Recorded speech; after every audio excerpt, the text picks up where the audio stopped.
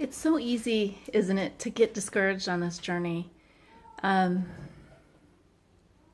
so many really highs, and we're just sitting there with the Lord, and we're right there with Him, and everything is not rainbows and unicorns, but we're feeling good about what's going on. We can see the abundance and the breakthroughs and the avalanches coming, and it doesn't take much, even like just the next morning or the next hour, kind of crash and right back into the where are you, Lord? I can't see you. And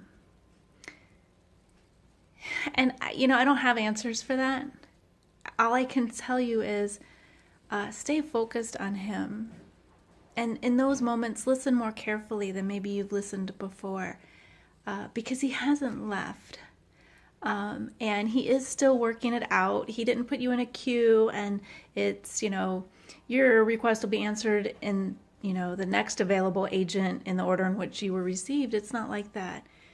He is available to all of us 100% of the time.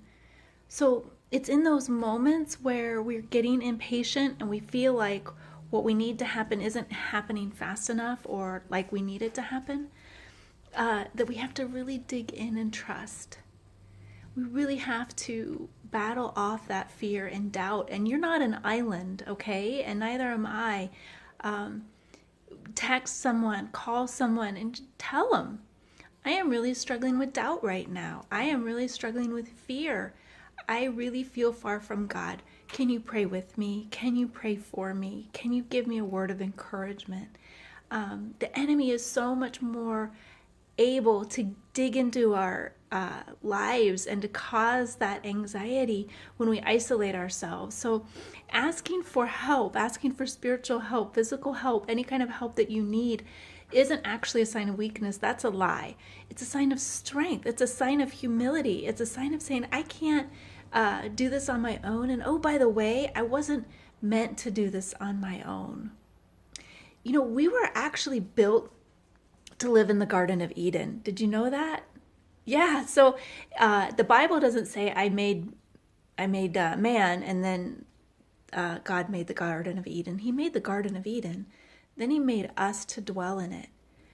And He walked with us and He talked with Adam and Eve. That's where we started.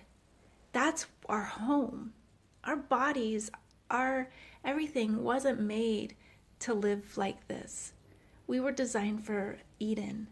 And so, yeah, it's a struggle being here, and we feel a longing, and we feel that something's missing. And it's missing because we're living in a fallen world. But that's okay, in that the Lord hasn't abandoned us in that fallen world.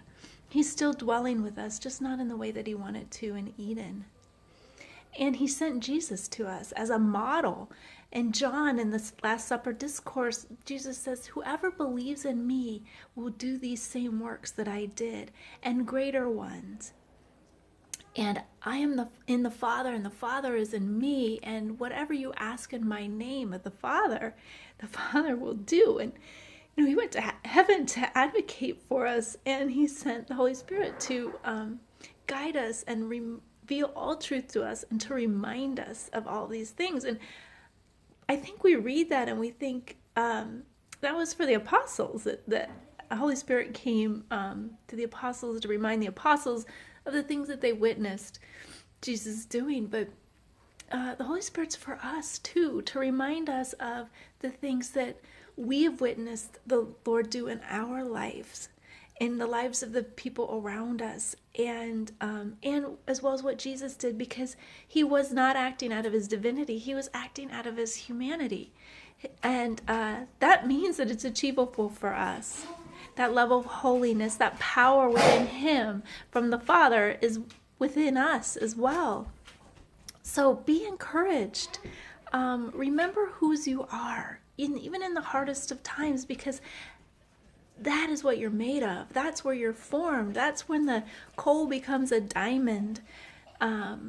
So thank Him in all things, and thank Him every day. And I cannot stress enough, be in community with each other. You're not an island. You don't have anything to prove. You're not a rock. You were designed to live in community. You were designed to live in communal relationship with the Lord. You were designed to dwell with Him and to walk with Him in the cool of the evening and live in Eden.